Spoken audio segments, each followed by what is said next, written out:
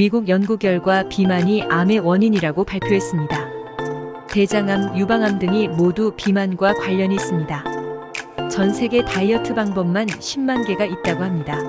10만 개 중 효과 있는 방법은 10개가 채 안 된다고 합니다. 식사의 패턴을 바꾸면 다이어트 효과는 있지만 오래가지 않는다고 합니다. 원칙을 지키는 다이어트가 효과 있는 다이어트라고 합니다. 공복운동 vs 식후운동. 어떤 게 좋을까요? 결론은 케바케입니다. 사람마다 다릅니다. 본인에게 맞는 방법을 찾으면 됩니다. 저녁운동 vs 아침운동. 기초대사량이 나가는 에너지의 60에서 70%를 차지합니다. 이 기초대사량이란 우리 몸의 36.5도의 체온을 유지하고 우리 몸의 신진대사 과정에서 쓰이는 에너지입니다. 운동을 하고 나면 기초대사량이 높아집니다. 기초대사량이 높아져 있으면 밤에 잘 때도 에너지를 탄수화물이 아니라 지방을 분해하면서 사용합니다. 그래서 운동을 하면 지방도 잘 타고 비만 조절에도 좋고 에너지를 연소하는 데 큰 도움이 됩니다. 따라서 저녁 운동보다는 아침 운동이 훨씬 효과적입니다. 아랫배와 허벅지의 지방은 건강에 해롭지 않습니다. 허리둘레가 질병과의 연관성이 큽니다. 내장 지방 쌓인 마른 비만이 위험합니다. 남자는 허리둘레가 36인치, 여자는 34인치가 넘어가면 비만이라고 봅니다. 스트레스만 잘 조절해도 다이어트에 효과가 있습니다. 새끼 다 먹으라는 얘기도 이에 근거합니다. 안 먹으면서 스트레스 받느니 차라리 먹으면서 스트레스를 덜 받는 게 좋다는 겁니다. 살 뺄 때 제일 중요한 것은 수분 보충입니다.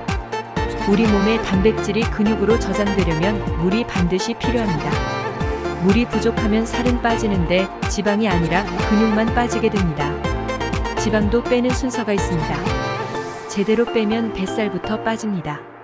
얼굴살은 나중에 빠지게 됩니다. 이게 당연한 겁니다. 얼굴부터 빠진 건 수분과 근육이 빠졌다는 신호입니다. 팔다리는 가늘고 배만 볼록 나온 마른 비만인 분들이 그런 다이어트를 한 경우가 많습니다. 다이어트에 있어서 제일 중요한 건 식습관 교정과 생활습관 교정입니다. 아침을 거르고 점심에도 탄수화물을 줄이고 단백질 위주로 섭취하게 되면 우리 몸은 긴장을 하게 됩니다. 그래서 저녁에는 고기가 땡기게 됩니다. 우리 몸이 내면에서 엄청나게 요구합니다.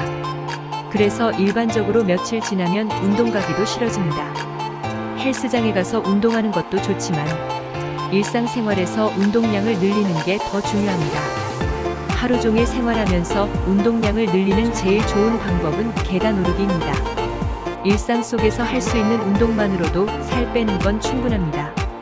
같은 평지를 걷더라도 만보 걸었다고 자랑하는 사람들이 많습니다. 하지만 살 빼는 과정에서는 숨이 가빠야 됩니다. 숨이 안 가쁘고 만보를 걸으면 이건 운동이 아니라 노동을 한 것이 됩니다. 일상에서 숨가쁜 운동을 반복적으로 해주는 것이 효과적입니다. 숨이 가쁜 과정이 지방을 연소하는 과정이라고 생각하면 됩니다. 술은 식욕을 자극합니다. 삼겹살 먹을 때 맹물만 마시는 거와 소주 한 잔 마시는 거와 비교해보면 맛도 다르지만 먹는 양이 다릅니다. 술은 우리 몸에 들어와 지방 분해를 방해합니다. 살 빼는데 술은 최대의 적입니다. 술 드시는 분이 당을 너무 절제하면 안 됩니다. 우리 몸에서 당을 쓸 수밖에 없고 에너지를 제일 많이 쓰는 조직이 있는데 바로 뇌입니다. 당을 쓸 수밖에 없는 기관인데 당 섭취를 너무 안 하게 되면 뇌 손상이 빨리 오고 2030년 후에는 치매가 빨리 오게 됩니다. 요즘 다이어트 방법 중 극단적으로 탄수화물을 억제하시는 분들이 많은데 잘못된 겁니다. 탄수화물, 단백질, 지방의 에너지 비율을 연구한 결과가 나왔는데 탄수화물을 에너지 중에 몇 % 먹으면 제일 오래 살까? 라는 연구를 했는데 탄수화물을 50% 먹으면 제일 오래 산다는 결과가 나왔습니다. 충분한 탄수화물을 섭취하지 않으면 포도당 비슷한 걸 다른 걸 분해해서 만들어냅니다. 근육에 있는 단백질을 분해해서 우리 몸이 사용하게 됩니다. 빨리 근육이 손실되고 기초대사량이 떨어지니까 나중에는 조금만 먹어도 살찌는 몸이 돼버립니다. 혈당을 천천히 높여주는 탄수화물을 드셔야 합니다. 흰쌀보다는 잡곡, 흰빵보다는 호밀빵, 통밀빵 등이 좋습니다. 잡곡 굴곡에 있는 섬유소가 흡수 속도를 늦춰주는 역할을 합니다. 요즘 최고 대세 탕후루.